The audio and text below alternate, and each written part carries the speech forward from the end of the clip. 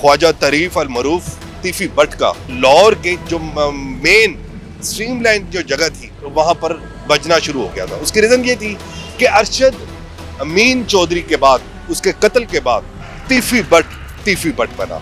1,13,00,000 रुपए अपने भाई के कत्ल का मुआवजा वसूल किया, लेकिन तीफी भट्ट के नाम से वो खौफ खाना शुरू हो गया, क्योंकि दिन ब दिन ग्रुप्स की, गैंग की जो कंडीशन थी वो बढ़ती जा रही थी।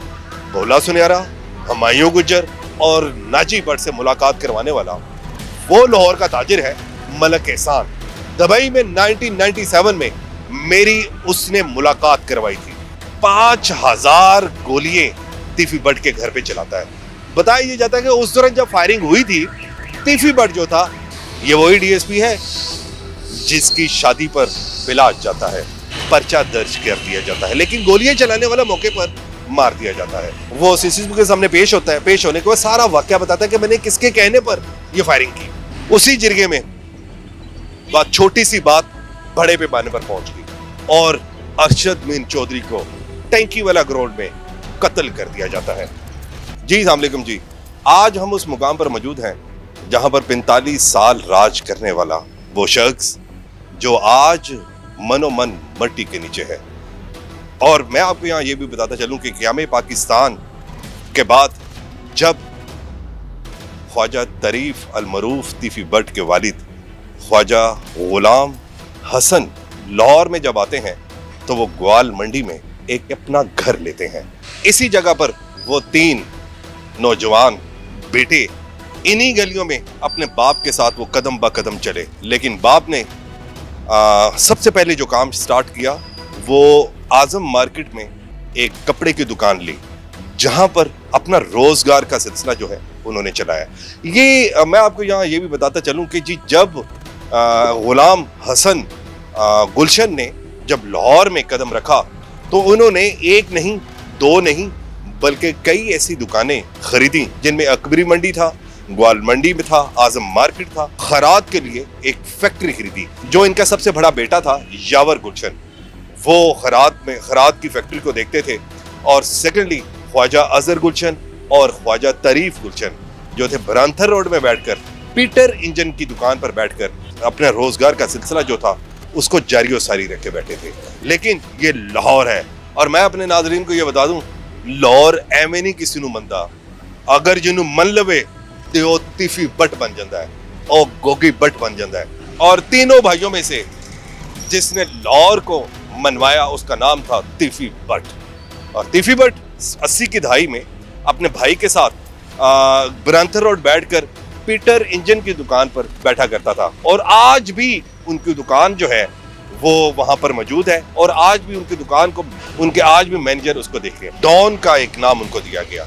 लेकिन मैं आपको ये बात बताता चलूं, इनका जो सिलसिला था ख्वाजा तरीफ अल मरूफ तीफी भट्ट का, वो ये था कि 90 की दहाई के बाद इनका नाम जो था लाहौर के जो मेन स्ट्रीमलाइन जो जगह थी वहां पर बजना शुरू हो गया था। उसकी रीजन ये थी कि अरशद अमीन चौधरी के बाद, उसके कत्ल के बाद तीफी भट्ट बना। अरशद अमीन चौधरी एक ऐसा नाम था जिसके खौफ से लाहौर की जितनी भी स्टूडेंट फेडरेशन थी वो खौफ खाती थी और बड़े बड़े सियासतदान अरशद अमीन चौधरी के साथ मुंसलिक थे। अरशद अमीन का भाई अनवर जो था वो अपने भाई को मिलने के लिए दयाल सिंह कॉलेज आता है, लाहौर आता है। लिया से ये ताल्लुक रखते थे। जब ये आता है लाहौर में आता है और भाई से मुलाकात करता है और भाई से मुलाकात करने के बाद सामने दयाल सिंह कॉलेज के सामने ही एक पान की दुकान थी। उस पान की दुकान पर तीफी भट्ट ग्रुप के लोग वहां पर मौजूद थे और ये हस्ब मामूल के मुताबिक सिगरेट नोशी के लिए वहां पर जाता है और मगर वो बात जो थी आपस में बहस में पड़ गई और बहस लड़ाई का मौजू बनी और लड़ाई का मौजू बनने के बाद अरशद मीन चौधरी के भाई अनवर चौधरी जिसको गोली लगती है, जख्मों की ताप ना लाते हुए वो मौके पर ही जान बहक हो जाता है।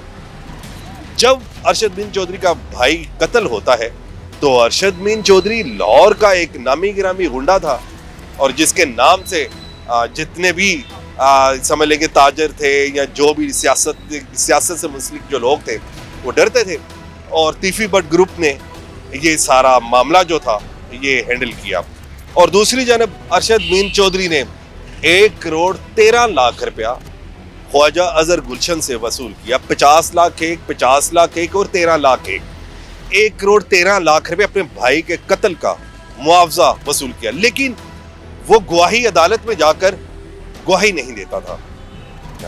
और ये केस को खत्म करने के लिए, इस केस को खत्म करने के लिए तीफी बट ने काफी लोगों को कहा और लाहौर का फिर एक जिरगा बैठता है। पाकिस्तान के तारीख का सबसे बड़ा वो जिरगा था। वो इकबाल टाउन की डिवीजन टैंकी वाला चौक में ये जिरगा बैठता है, जिसमें पाकिस्तान के तमाम तर जो क्रिमिनल एक्टिविटीज में जो मुलविस थे, जिनके लाहौर में नाम थे, वो वहां पर मौजूद होते हैं। हाजी परवेज के घर पर ये सारा जिरगा बैठता है। लेकिन वहां पर बात नॉर्मली एंगल में चल रही थी, बात जू का तू का शिकार हुई। उसी जिरगे में बात, छोटी सी बात बड़े पैमाने पर पहुंच गई और अरशद मीन चौधरी को टैंकी वाला ग्राउंड में कत्ल कर दिया जाता है। जब अरशद मीन चौधरी कत्ल होता है तो दूसरी जानब तीफी बट का लाहौर में राज हो जाता है। उस दौरान लाहौर की गली हो, मोहल्ले हो, या जो भी नेगेटिव अप्रोच रखने वाला शख्स था, उसको तीफी बट के नाम से वो खौफ खाना शुरू हो गया, क्योंकि दिन ब दिन ग्रुप्स की, गैंग की जो कंडीशन थी वो बढ़ती जा रही थी। ईद मिलाद नबी का दिन था और उस दौरान तीफी बट के जो लोग थे उस पर हमलावर होते हैं और 14 के करीब लोग जो हैं वो ईद मिलाद नबी के मौके पर मारे जाते हैं। और ताहिर प्रिंस जो था मदई बनता है। इसने बाय नेम तीफी बट पर मुकदमा दर्ज करवाता है। मुकदमा दर्ज करवाने के बाद इस बात को खत्म करने के लिए काफी लोग बीच में पड़े, लेकिन at the end of time Tahir Prince इस केस का मदई बना। अर्ली 90s की बातें हैं जब ये सारे वाकयात जो थे रूनुमा होते हैं और इन वाकयात की मद में तीफी बट ख्वाजा तरीफ गुलशन से तीफी बट बना। और वक्त की दौड़, सियासत का मेल जोल, ताकत, पैसा कदमों पे पड़ा हो तो तीफी बट को तीफी बट बनने से कौन रोक सकता था। उस टाइम के उजरती कातिल हनीफा बाबा, भोला सुनहरा, हमायूं गुजर और नाजी बट जैसे लोग तीफी बट ग्रुप का हिस्सा बनते हैं। क्योंकि हनीफा बाबा की एक अलग स्टोरी है, मगर इसी हनीफे बाबे की बिना पर ही तीफी बट पर बिल्ला ट्रक्का वालों का केस जो है वो कत्ल केस में नाम आता है। तीफी बट का एक इंटरव्यू सुना होगा जिसमें तीफी बट ये अल्फाज कहता है कि मुझे हनीफा बाबा, भोला सुनहरा, हमायूं गुजर और नाजी बट से मुलाकात करवाने वाला वो लाहौर का ताजिर है मलक एहसान। दुबई में 1997 में मेरी उसने मुलाकात करवाई थी। मुझे नहीं मालूम कि बिल्ला ट्रक्का वालों को कत्ल किसने किया या मेरा किसी किस्म की कोई भी मुदाखलत नहीं है बिल्ला ट्रक्का वालों में, लेकिन जैसे ही मेरी इनसे मुलाकात होती है, ये एक उजरती कातिल जो थे, इनकी बिल्ला ट्रक्का वालों और टीपू ट्रक्का वालों से दुश्मनी थी। और जब ये दुबई से वापस आते हैं और मुझे इतला मिलती है कि हनीफा बाबा, भोला सुनहरा और कुछ हमायूं गुजर ये टीपू ट्रक्का वालों की ताक लगाकर खड़े हैं मजंग हॉस्पिटल पर।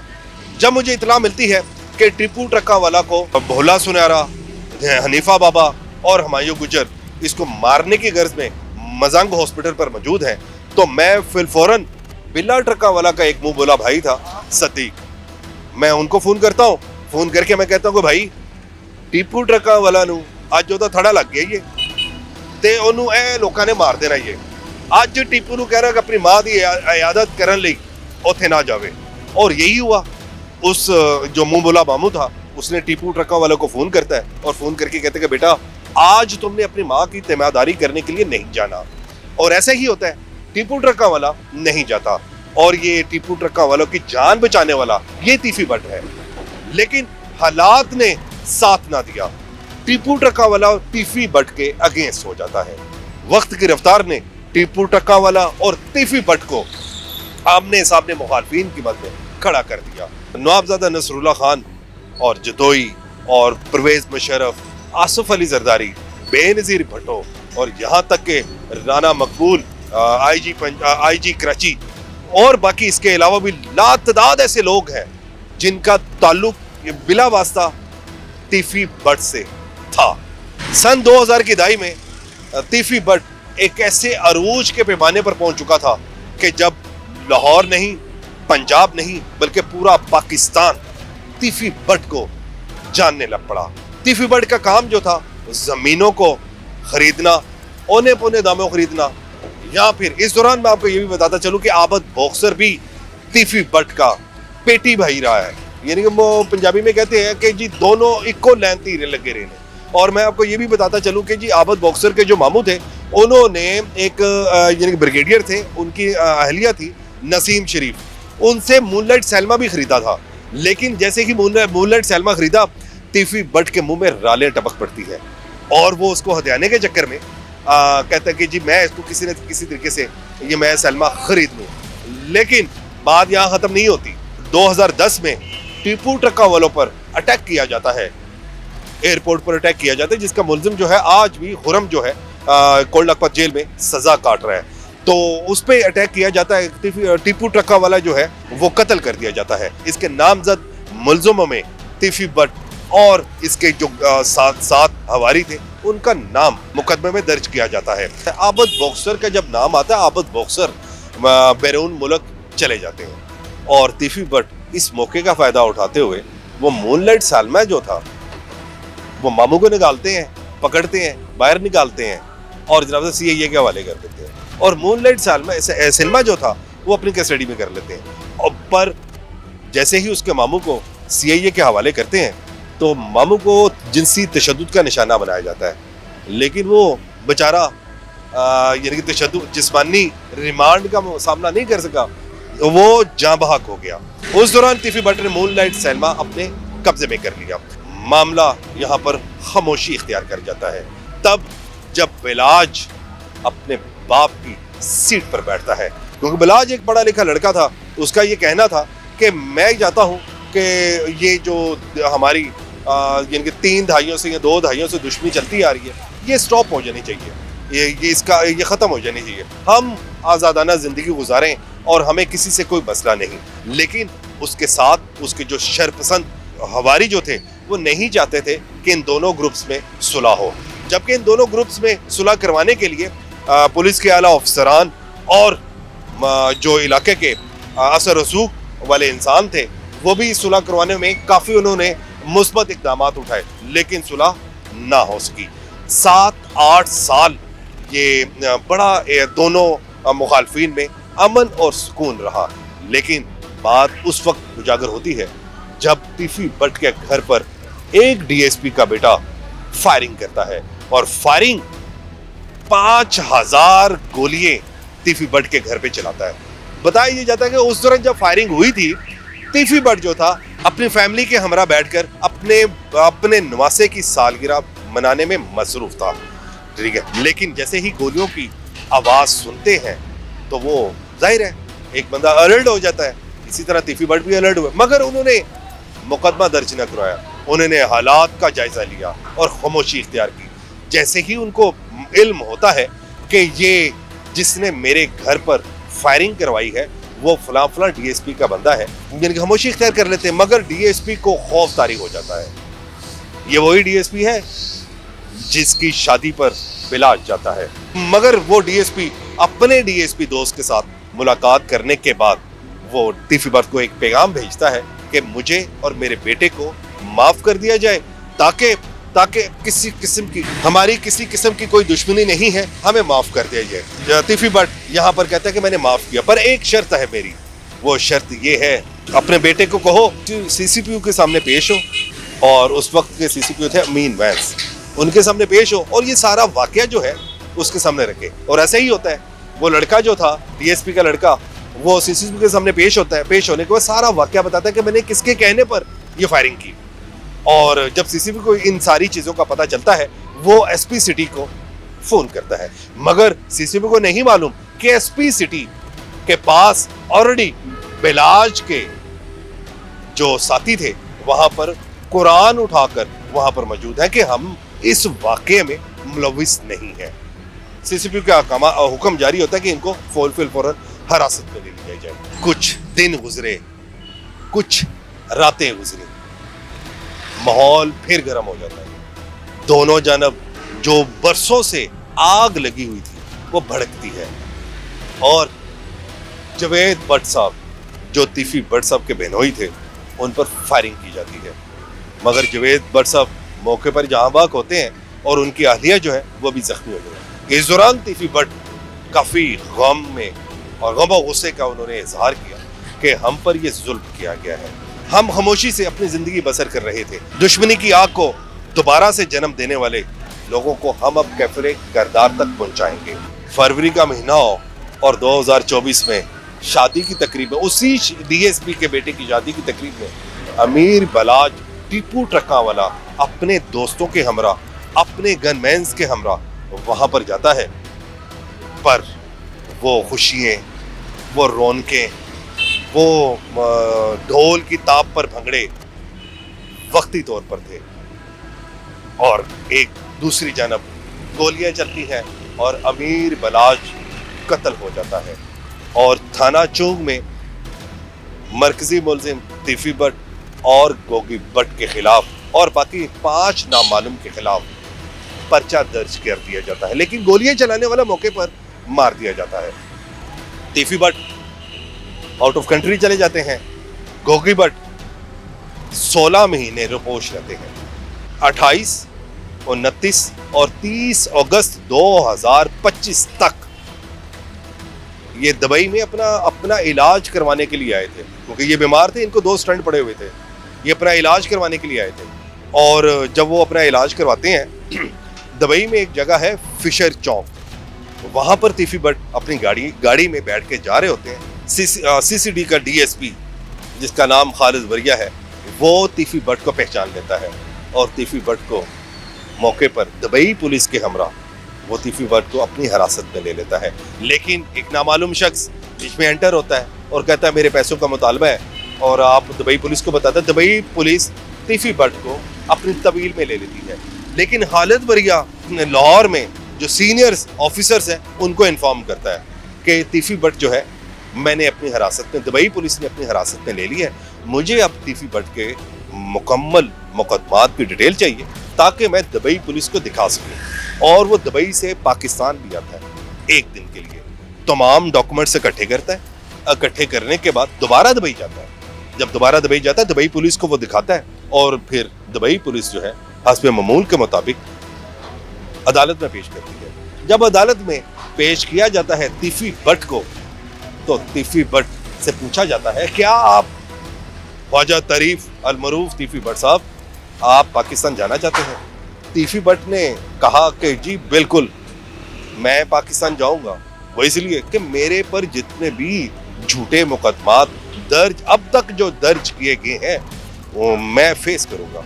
तीफी भट्ट का कराची एयरपोर्ट पर आना और पुलिस का सीसीडी का उसको अपनी हिरासत में लेना और फिर वाया लाहौर लेकर आना बाय रोड और रास्ते पर 2 मसल्ला गाड़ियों का रुकना और पुलिस वैन पर अटैक होना और एफआईआर के मतन के मुताबिक तीफी भट्ट जो है उन गाड़ियों में बैठकर फरार हो जाता है और पुलिस को उसका ताकुब करना, जिमरान नामी ऐसे ही सीसीडी का रेंजर का उसका वहां पर पहुंचना, सब्जल इलाका है वहां पर पहुंचना और उन गाड़ियों को रोकना और 20 से 25 मिनट तक फायरिंग, क्रॉस फायरिंग होना। और इस दौरान एक पुलिस कांस्टेबल था नूर, वो भी जाँ भाग होता है और गोलियां काफी इतनी ज्यादा चलाई जाती हैं। जब तीफी भट्ट की शनाख्त की गई हॉस्पिटल, क्योंकि वहाँ क्या है हॉस्पिटल था शेख जायद, वहाँ पर तीफी भट्ट को लेके जाया जाता है, फिर शनाख्त होती है ये तीफी भट्ट है, ख्वाजा तारीफ गुलशन है। जो बड़ी बात है वो मैं अपने नाजरीन को यहाँ ये बताऊंगा। ये सारी कहानी बताने का मकसद सिर्फ और सिर्फ इतना है कि तीफी भट्ट के मुतालिक हमेशा नेगेटिव अप्रोच के साथ बात की गई है। तीफी भट्ट लोगों के लिए, मनफी लोगों के लिए मनफी था और पॉजिटिव लोगों के लिए बड़ा एक धीमा और एक बड़ा सॉफ्ट आदमी था।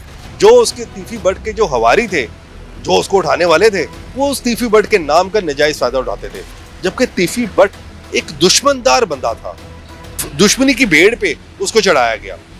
और ऐसे ही होता है। उसका भाई ख्वाजा अजहर गुलशन अपने भाई की मैयत को लेने के लिए रहीम यहाँ जाता है तो उनके ये मीडिया में नशर किया गया है, मीडिया में ये रिपोर्ट सामने आई है जिसमें ख्वाजा अजहर गुलशन ये कहते हैं कि जो मुतलका अफसरान है वो उनका ये कहना है कि हम आपको इनकी मैयत नहीं देंगे, हमारे साथ आप कुछ एग्रीमेंट कर लें कि आप जो भी उनका एग्रीमेंट होगा, यानी कि वो नाजरीन बासानी समझती हैं, तो जिस पर इन्होंने एग्रीमेंट नहीं किया और इनको मैयत दे दी जाती है। और वो जब घर में उसी जगह जहाँ पर एक राज था तीफी ख्वाजा तरीफ अल मरूफ तीफी भट्ट का, और जब घर में इनकी मैयत पड़ी होती है तो बाहर जब ख्वाजा अजहर गुलशन आता है विक्ट्री का निशान बनाता है और वो हुकूमत से मुतालबा करता है और कहता है कि वज़ीर आला पंजाब मरियम नवाज शरीफ साहबा और वज़ीर आज़म पाकिस्तान शहबाज शरीफ, आपने मुझे भाई की लाश में एक अच्छा तोहफा दिया है, मैं आपका शुक्रगुजार हूँ, मैं आपका तहे दिल से शुक्रगुजार हूँ कि आपने मुझे भाई की लाश का तोहफा दिया। ये एक वो पैगाम था, क्योंकि ये वो घराना है जो असर रसूख रखने वाला है। हमजा शहबाज जो है ये इनके साथ इनका बड़ा कोऑर्डिनेशन था, हर महफिल में हर किसी भी कोई भी ऐसा इवेंट होता था तो हमजा शहबाज जो है इनकी महफिल इनकी उस इवेंट का हिस्सा होता था।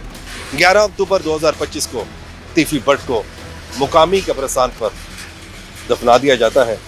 अब जो दूसरा सवाल ये है कि जो लोग सोशल मीडिया में उठा रहे हैं और मुख्तलिफ किस्म के तज्जिए जो कर रहे हैं वो कर रहे हैं गोगी भट्ट पर, ख्वाजा अकील अल मरूफ गोगी भट्ट पर, कि जी आइंदा 24 घंटों के बाद एक खबर और सामने आएगी कि जब एक मुबैना पुलिस मुकाबले में मार दिया जाएगा किसे, ख्वाजा अकील अल मरूफ गोगी भट्ट को। ऐसी खबरें कौन शाया करता है कि आइंदा 24 घंटों में गोगी भट्ट को भी पार कर दिया जाएगा, क्योंकि तीफी भट्ट को भी पार कर दिया गया, जबकि गोगी भट्ट पिछले 6 से 7 दिन गुजर गए हैं। गोगी भट्ट टिल रिपोर्ट है। गुज़श्ता दिन गोगी भट्ट की सेशन कोर्ट में तारीख थी, जो उस तारीख पर गोगी भट्ट नहीं जाता और जज नजमुल्लाह हसन ने 3 मरतबा सुबह 8 बजे आवाज़ दी, 9 बजे आवाज़ दी, 10 बजे आखिरी आवाज़ देकर जमानत को कैंसिल कर दिया, जबकि सीसीडी ने मुकम्मल जितने भी मुकदमात थे वो मुकदमात लेकर पूरा रिकॉर्ड लेकर वो जज साहब के सामने पेश हो गए, मगर गोगी भट्ट पेश क्यों नहीं हुआ। लेकिन दूसरी जानब जो गोगी भट्ट के लवाकीन है उनका ये मुतालबा है कि हमारे भाई को गोगी भट्ट को इतनी इजाज़त दे दें कि वो तीफी भट्ट के जनाजे पर आ सके, जबकि पुलिस का ये मौक़िफ़ है गोगी भट्ट हमारी कस्टडी में नहीं है।